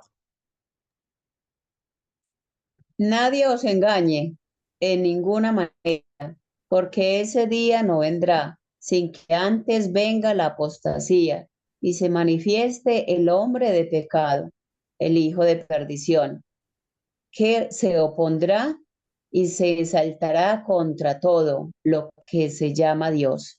o que se adora o se adora, hasta sentarse en el templo de Dios como Dios, haciéndose pasar por Dios. Muchas gracias. Así es. Precisamente en el siglo tercero, en el siglo cuarto, se puso en evidencia, hermanos, de que esta teoría de poner al hombre en lugar de Dios, pues empezó a desarrollarse ya con más fuerza, ¿sí? Usando la unión de la iglesia y el Estado. Y como resultado de la corrupción del cristianismo con el paganismo y de la unión de la iglesia con el Estado para poner al hombre en lugar de Dios, esto da lugar al origen del sistema papal. Se comienza a desarrollar la bestia desde allá, desde el siglo II. Ahora estamos ya en el siglo cuarto, ¿verdad? Y entonces, aquí la lección 7 va a continuar con este mismo estudio, ¿sí? Del desarrollo de la bestia. Vamos a avanzar en los minutos que nos quedan, ¿cierto? Para decir, ellos empiezan aquí haciendo un recuento y dice, ¿qué encontramos en la lección anterior, que fue la determinación de los obispos del siglo IV? Lo que acabamos de estudiar, para hacer uso del poder del Estado para la consecución de sus propios fines, ¿sí? La unión de la Iglesia y el Estado trajo como resultado eso, ¿no? O la determinación de los obispos del siglo IV, obispos mundanos, ¿sí? Cristianos corrompidos, unidos al paganismo, ahora unidos al Estado, ahora echan mano del poder civil para hacer cumplir sus objetivos, sus propios fines. ¿Cuál fue uno de los principales objetivos de los obispos occidentales, especialmente el obispo de Roma? La respuesta es la exaltación del domingo. Lo hemos visto ya en la lección que acabamos de estudiar. Se propusieron usar al Estado para hacer cumplir la exaltación del domingo, el desarrollo de la bestia. ¿Qué consiguieron de Constantino? Un edicto en el año 321 después de Cristo a favor del domingo, la primera ley dominical que existió. Fíjense que ya nosotros hemos avanzado, ¿cierto? Del siglo II al siglo IV, hasta año 321, el edicto de Constantino. En una teocracia donde ponen al hombre en lugar de Dios y usan el poder del Estado para hacer cumplir sus fines. Saca un edicto Constantino, año 321, primera ley dominical que existió. ¿Y qué dice esta ley? Que todos los jueces y la gente del pueblo, inicialmente dice así, ¿no? Que todos los jueces y la gente del pueblo y la ocupación de todos los oficios descansan en el venerable día del sol, el primer día de la semana, pero que los que se encuentren en el campo libremente y en plena libertad se ocupen de los negocios de la agricultura. Bueno, esta primera ley dominical aplicaba no para todos, aplicaba para los jueces, todos los jueces, para toda la gente del pueblo, la gente citadina, digámoslo así, de la ciudad. Y la ocupación, bueno, para estos grupos de gente, pero no aplicaba para los agricultores, ¿sí? Tengamos en cuenta eso. ¿Qué más dice? ¿Quién convocó? Bueno, esta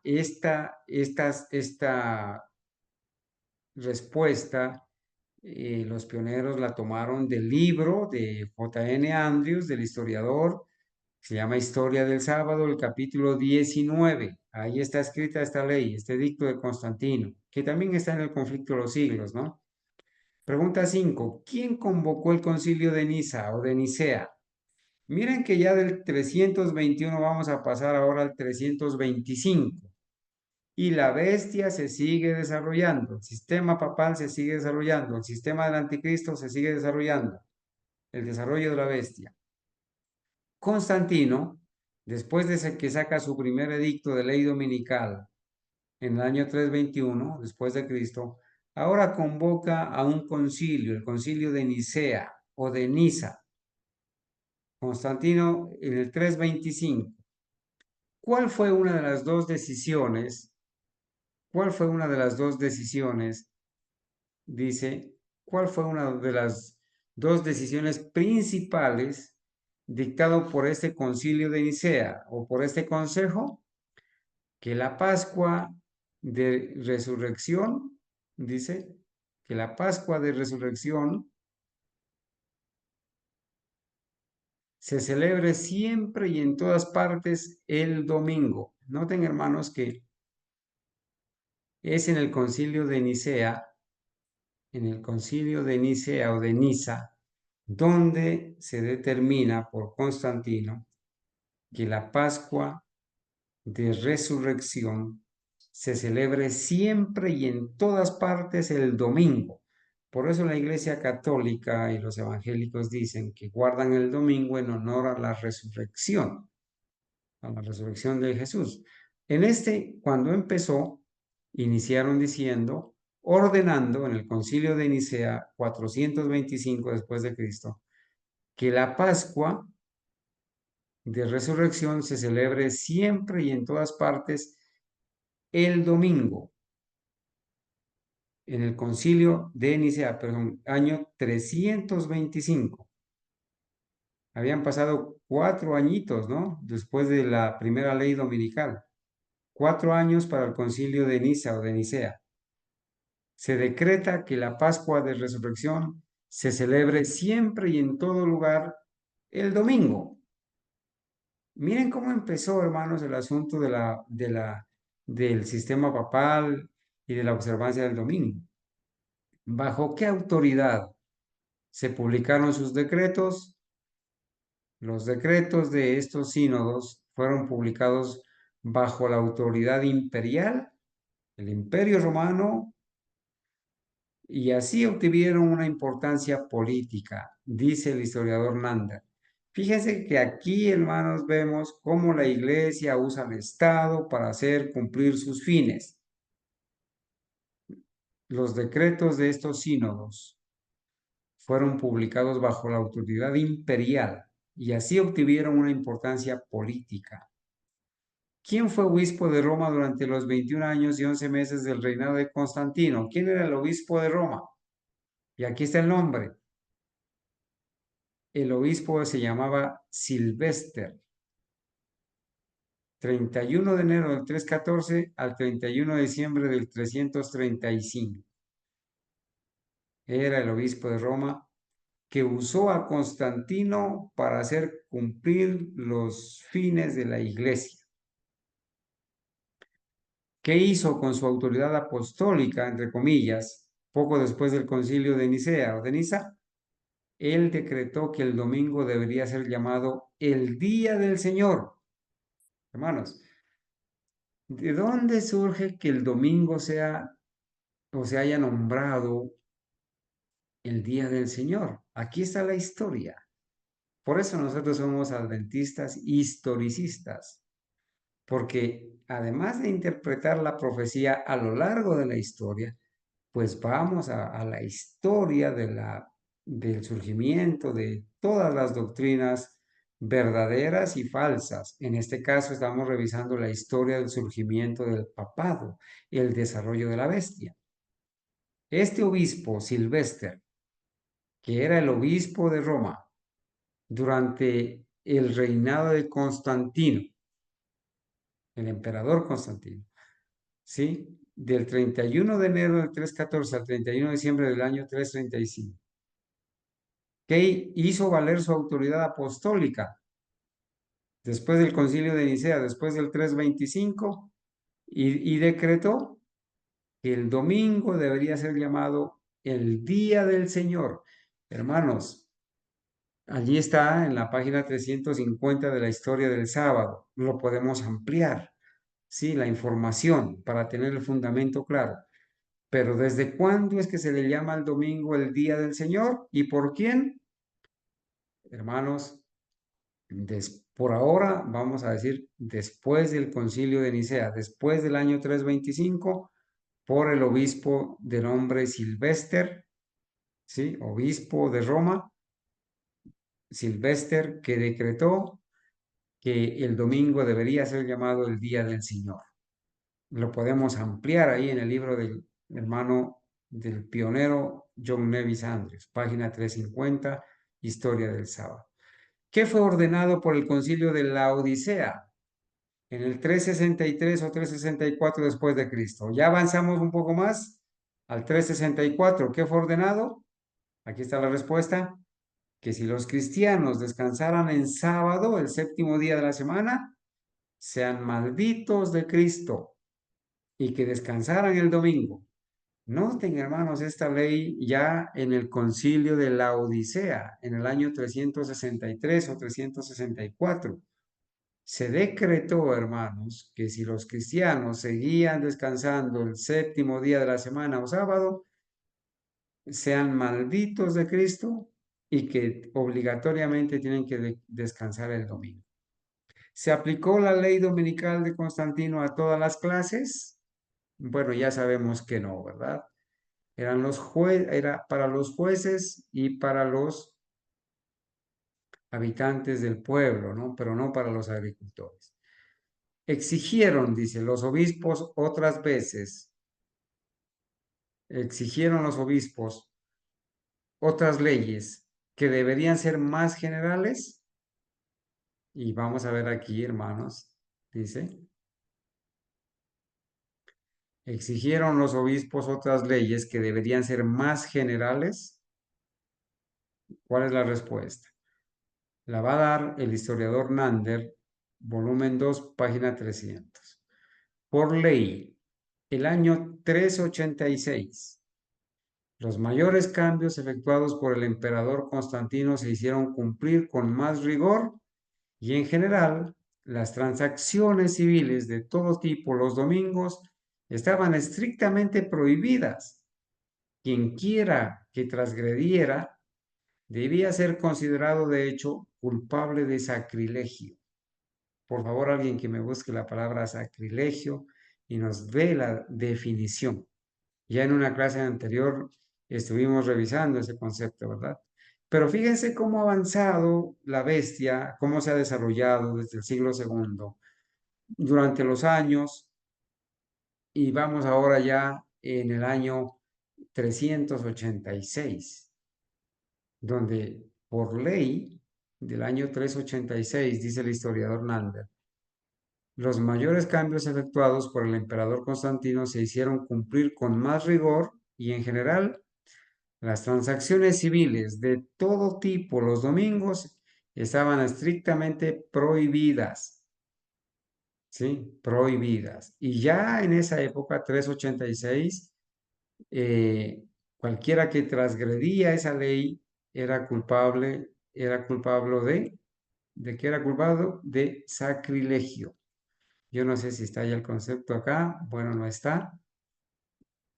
Perfecto. Bueno. Pregunta 13. ¿Qué petición fue hecha al emperador por una convención de la iglesia en el año 401 después de Cristo? Vamos al 401, hermanos. Y vamos a seguir viendo cómo se desarrolló la bestia. ¿Sí? 401. ¿Qué dice? Que los espectáculos públicos se transfieran del domingo cristiano y de los días festivos a algún otro día de la semana.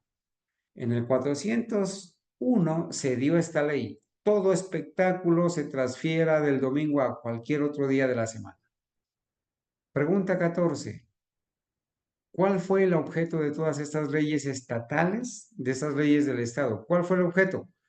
Aquí lo dice el mismo historiador Nander, para que el día se dedique con menos interrupciones a los propósitos de devoción, para que la devoción de los fieles esté libre de toda perturbación. Esto mismo lo vamos a encontrar en el proyecto de ley dominical en todos los años, 1888, 1998, 2015. Lo vamos a seguir encontrando durante todos los años. Pregunta 15. ¿Qué fue lo que tanto obstaculizó la devoción de los fieles, entre comillas, de aquellos tiempos? Da el mismo Nan de la respuesta. Debido a la pasión prevaleciente en este tiempo, especialmente en las grandes ciudades, para correr después de los diversos espectáculos públicos, sucedió que cuando estos espectáculos caían en los mismos días que habían sido consagrados por la iglesia a alguna fiesta religiosa, resultaron un gran obstáculo para la devoción de los cristianos, aunque principalmente debieron permitirse a aquellos cuyo cristianismo fue el menor asunto de la vida y del corazón. Bueno, aquí dice que eso se convirtió en un obstáculo para que la gente no asista a la iglesia, ¿verdad? Y solamente se les permitió a aquellos cuyo cristianismo fue el menor asunto de la vida y del corazón. Pregunta 16. ¿Cómo se alteró su devoción, entre comillas? Los maestros de la iglesia, en verdad, a menudo se vieron obligados a quejarse de que en tales concursos el teatro era mucho más frecuentado que la iglesia. Esta historia de las leyes dominicales se repiten, hermanos, vez tras vez. ¿Sí? Los mismos pretextos para hacer acudir a la gente en domingo a la iglesia. ¿Qué dice el historiador Nander de todo esto? Él dice así: de esta manera la iglesia recibió ayuda del Estado para el adelanto de sus fines. Pero si no hubiera sido por esa confusión de intereses espirituales y seculares, si no hubiera sido por la gran cantidad de simples conversiones así producidas, ella no habría necesitado tal ayuda. Cuando la iglesia recibió la ayuda del Estado en esta medida, ¿se detuvo allí? Pregunta, ¿allí se detuvo? No, dicen los pioneros. Ella exigió que el poder civil debe ejercerse para obligar a los hombres a servir a Dios como la iglesia lo dictara. Recuerden, hermanos, que esto es el origen del sistema papal. Este es el desarrollo de la bestia. Nosotros estamos viviendo en el año 2024. ¿Cuántos años ha progresado? ¿Cuántos años se ha desarrollado la bestia? La imagen de la bestia que está a punto de terminarse de formar para establecer la marca de la bestia. Precisamente cobra importancia todo esto, ¿verdad? Que la iglesia use el poder civil para obligar a los hombres a servir a Dios, no de acuerdo a su conciencia, sino como la iglesia dicta, a guardar el domingo.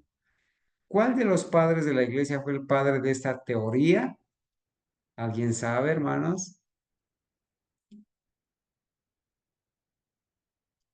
Hay unos hombres paganizados que se les llama en la iglesia católica, se les llama los padres de la iglesia. ¿Cuál de los padres de la iglesia fue el padre de esta teoría? ¿De cuál teoría? Que la iglesia use el poder civil para obligar a los hombres a servir a Dios como la iglesia quiere, como la iglesia dicta. La respuesta es Agustín, el padre de la iglesia, llamado así, el padre de la iglesia católica. Agustín, que vivió desde el año 354 hasta el año 430 después de Cristo. ¿Sí? Agustín. Pregunta 20. ¿Qué enseñó Agustín? ¿Qué enseñó? En verdad es mejor que los hombres sirvan a Dios por instrucción que por temor al castigo por el dolor. Pero, dado que los primeros medios son mejores, no deben descuidarse los segundos. En otras palabras, los hombres deben servir a Dios por instrucción o por temor al castigo o por el dolor. Esto no se debe descuidar, ¿sí? Muchos deben ser llevados de regreso a su Señor como siervos malvados por la vara del sufrimiento temporal antes de que alcancen el grado más alto de desarrollo religioso. Fuérzalos a entrar. Agustín. Y aquí está el historiador que cita esto, es en el libro Historia de la Iglesia de Schaff. Es el autor. Sección 27, en su artículo Agustín, epístola 185. ¿Qué dice el historiador Nander al respecto? Fue por Agustín, entonces, que se propuso y fundó una teoría que contenía el germen de todo ese sistema de despotismo espiritual, de intolerancia y persecución que desembocaba en los tribunales de la Inquisición. Qué tremenda situación, ¿verdad? Los historiadores dan fe del proceder de intolerancia y persecución del despotismo del sistema papal, del sistema del anticristo, de la bestia que se fue desarrollando, ¿sí? Que intolerancia y persecución que desembocaba en los tribunales de la Inquisición. Terminamos diciendo, así se formó la unión de Iglesia y Estado, a partir de la cual surgió el papado. Así, hermanos, por la corrupción del cristianismo y la unión de la Iglesia con el Estado, se empezó a desarrollar la bestia, el sistema del anticristo, el papado. Surgió el papado. Así se desarrolló la bestia, que hizo la guerra con los santos de Dios y consumió a los santos del Altísimo. Hermanos, hemos llegado, ¿cierto?, con Agustín al año 430, pero quizás en una cita anterior llegamos acá al 401, ¿sí? Recordemos que estamos cerca, hermanos, del año 538. Todo esto originó que al obispo de Roma se lo llamara cabeza de todas las iglesias y corrector de herejes, y que iba a empezar ya como tal las acciones del cuerno pequeño de la persecución de los 1260 años de la profecía. Entonces, hermanos, hasta aquí hemos avanzado con el tema, el desarrollo de la bestia, cómo lo presentan los auténticos pioneros historicistas desde el siglo II hasta cuando ellos vivieron, por lo menos las referencias que ellos tenían hasta 1888. Mañana vamos a estudiar en la mañana este tema. Los auténticos pioneros historicistas y la formación de la imagen de la bestia en sus tiempos. ¿Cómo entendían ellos? Si ya se desarrolló la bestia, se desarrolla desde el siglo II y queda establecida ya prácticamente en el año 538 con sus objetivos claros, y se desarrolla durante toda esa edad media, esa Inquisición, esos 1260 años de persecución. Ahora en los tiempos de los pioneros, 1888 y sus alrededores, ¿cómo era que ellos entendían la formación de la imagen de la bestia en esos tiempos? Bueno, entonces creo que escuché a alguien que iba a comentar, iba a preguntar algo. Adelante, hermanito, si hay alguna pregunta o comentario. Bueno, entonces, hermanos, no sé si alguien me colaboró con el concepto de... No está aquí. Ah, ya. La hermana Ángela dice que sacrilegio es profanación de cosa o persona o lugar sagrado. Eso es sacrilegio, y los que trabajaban en domingo eran culpados de eso, ¿no? De sacrilegio. Entonces, hermanos, no sé si hay alguna pregunta o comentario al respecto, hermanos. Hemos visitado a los historiadores, hemos escuchado el concepto de ellos, ¿cierto? El concepto de ellos para, para recordar, ¿no es cierto? Cómo los pioneros historicistas auténticos, los verdaderos, entendieron y presentaron en esta escuela sabática el desarrollo de la bestia desde el siglo II hasta cuando ellos estaban vivos, hasta 1888. Mañana vamos a estudiar la formación de la imagen de la bestia en los tiempos de los pioneros historicistas y cómo entendían ellos, cómo lograron entender ellos la marca de la bestia.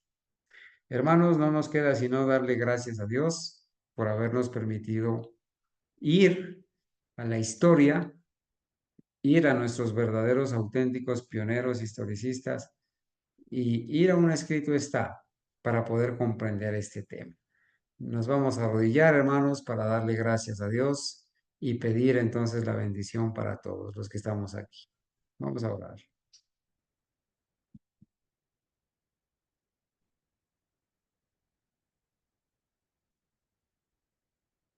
Bendito Padre Celestial, a usted le damos alabanza y gratitud, Señor.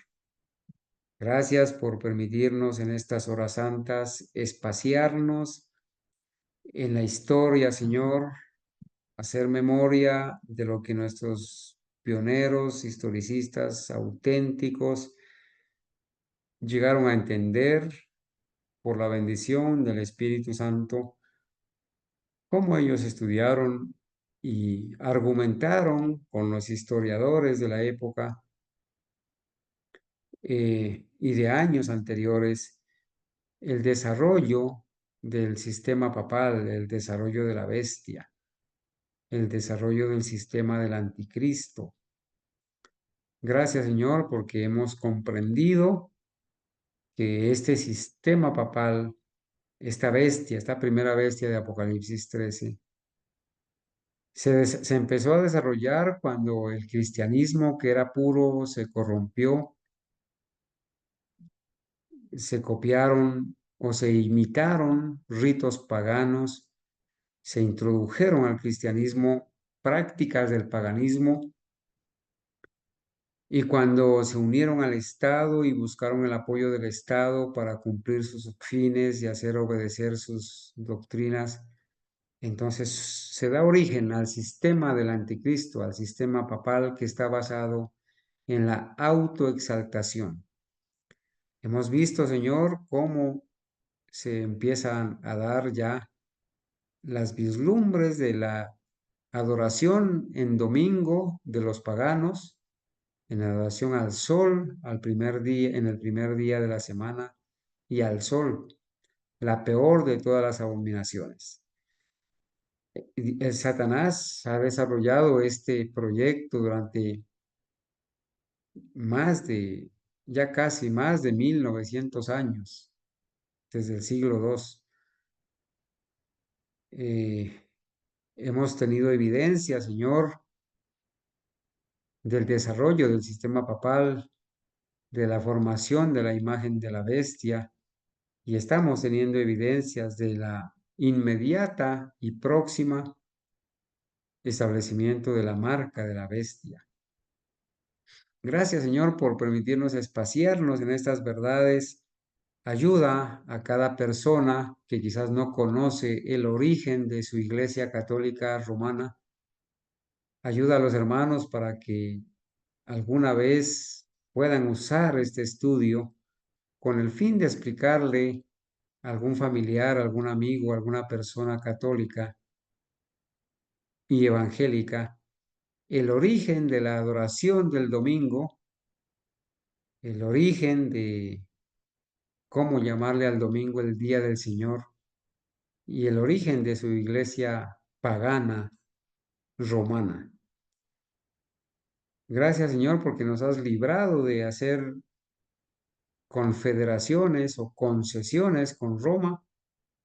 Gracias porque tienes un puñadito de hijos fieles que nos has permitido conocer la verdad y apartarnos de toda esta corrupción doctrinal, de todos estos ritos paganos y de estas doctrinas de demonios que enseñan las iglesias del sistema del anticristo.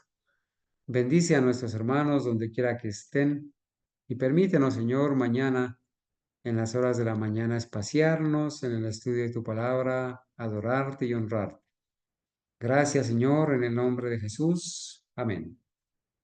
Amén. Amén. Amén. Amén. Amén.